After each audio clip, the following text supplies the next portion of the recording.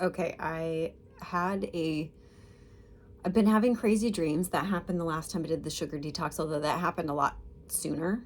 And I think it's just because I've been doing extra shifts these first 2 weeks, and so my sleep has been off. So I didn't get like the quick correction that I got last time. So yeah, I've been having these dreams, and these go back to like childhood, and they're like places from childhood that are familiar, but there's like something hollow and kind of back roomsy about them. And so I don't really know what that means.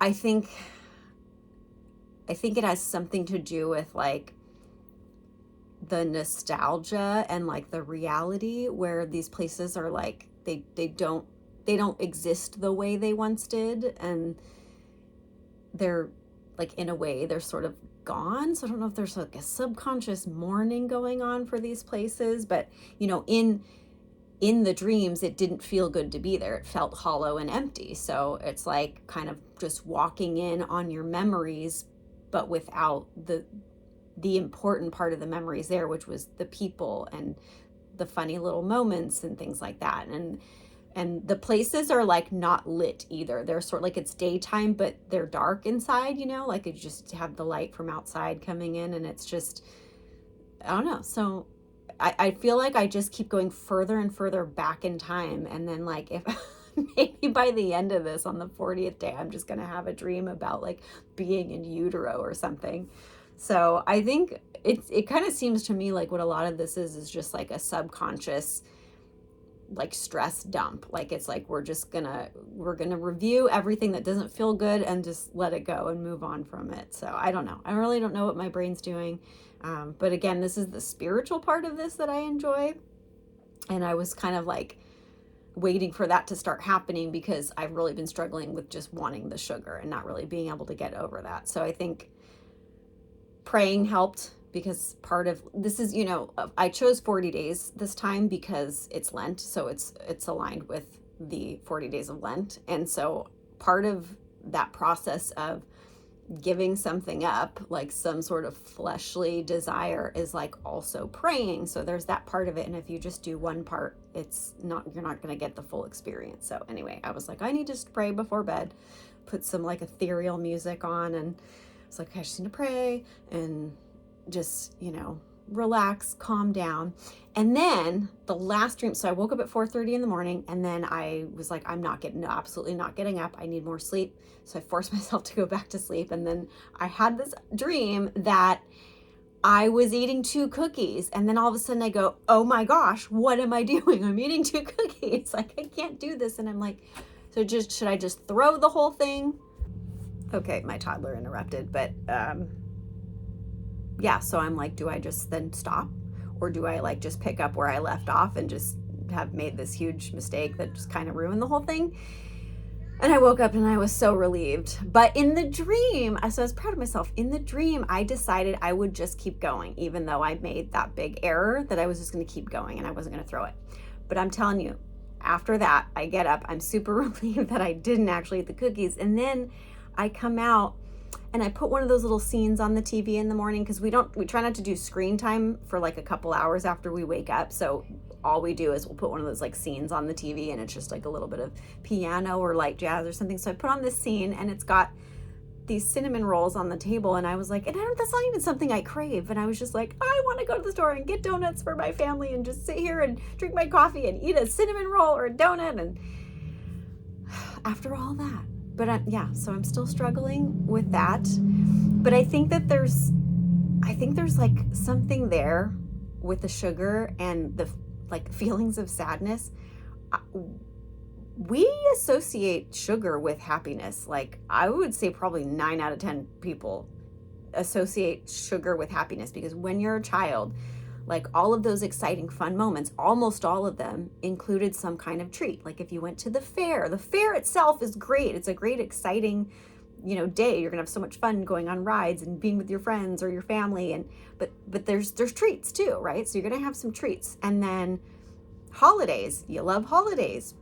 There's treats there, right? Every holiday has some kind of treats involved, right? So we've created a culture of sweet treats. So whenever there's, a fun moment, a sweet treat sneaks its way in there. And so I'm kind of like thinking, how do I try to associate that kind of happiness without the sweet treat? Like I enjoy, smells, moments like blankets, things like that. Those things will bring me joy and comfort.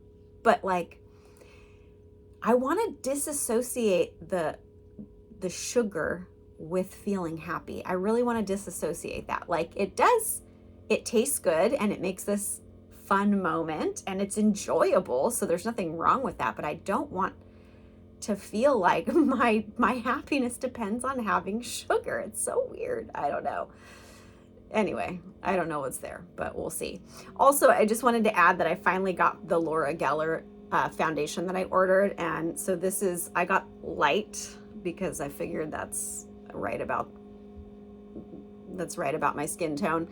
And I put it on and I honestly think so far I like it. It's definitely given me like one single tone on my face. It's kind of hard to tell in these videos. Like it's always just to feel a little bit washed out, so you can't really tell. But yeah, I don't have the clumping. I don't know how long it's going to stay. I did a little moisturizer, let the moisturizer dry, and then put this on. And so I don't know. So far I like it. Yeah, so I'll just try it with a full face of makeup, see how long it lasts, that kind of thing. Because if it's something that you got to keep reapplying, then I feel like it's kind of pointless. If it's going to disappear in like a couple hours, then maybe the powder is not a great choice, but we shall see. Also, haircut. This was not exactly the best color choice, but I just wanted to do something that was completely dramatic. And also, I'm not going to be doing a whole lot more of lightening my hair as I'm moving into my older age here. So I'm gonna just do a little bit. See if you see it's a little lighter there. I'm gonna do some light highlights in the summer, not all the way to the roots, kind of towards the bottom, just to lighten it up a little bit. And then I'm gonna slowly let it come back to the medium brown color that it is. And I have also, hold on. Okay, I have this Boldify powder. This is medium brown, and it's just a powder that you just put right over your gray, and it actually works really good. I'm happy with this. I think it was like $20, and we'll see how long it lasts. I mean, they give you this, they make it look like there's that much in there, but there's obviously not. It's probably only goes to like right here. But this saves money between appointments because you can definitely stretch this out way longer if you have this. So like I can go another 4 months, just keep touching it up. It also doesn't come off in the shower unless you're like intentionally trying to scrub it out. So you can even take a couple showers and most of it will stay in there. So I like that too. So anyway, I don't know. I hope that helps. These aren't sponsored or anything. They're just some things that I found, and they don't break the bank. And the upkeep can get expensive. So you gotta like save money where you can. And for sure, like I chopped all my hair off just so we can start over from scratch. I do this every 4 years.